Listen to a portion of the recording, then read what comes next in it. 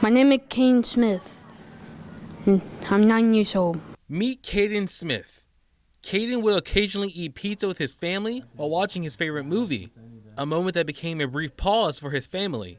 Caiden was diagnosed with autism in 2018, and since then, it has been a non-stop overwhelming journey in a new world. Certain providers didn't take certain insurance. There were very limited providers. Everything was very far away. So we spent a lot of money and honestly a lot of time and PTO and time off to get him where he needed to be. Alyece Smith is Caiden's mother. She will soon be the founder and president of a nonprofit inspired by the family's journey with Caiden called Caiden's Corner. Smith says the reason for this is to be a guide for parents dealing with special needs children like she did.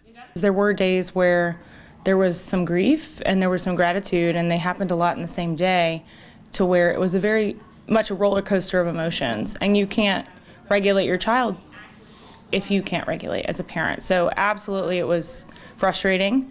We sat on waiting lists for 9 months just to get seen, just to get diagnosed, just to get services, and then you deal with insurance and all the other things. Along with her nonprofit, she wrote a book to give parents some information that's not common knowledge that should be known.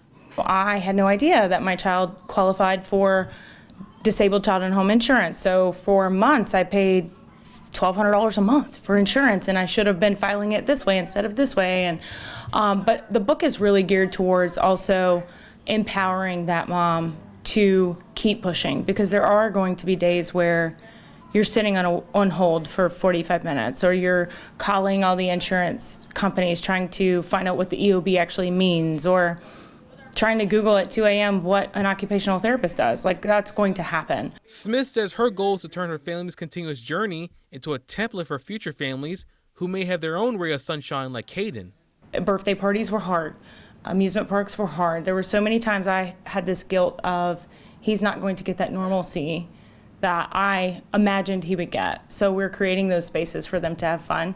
And then also to create, like I said, an online resource hub where a mother could go, or father could go on our website and look at, these are the providers in the area, these are the other organizations in the area, and just one central location, so they feel a little bit more in control of their child's journey.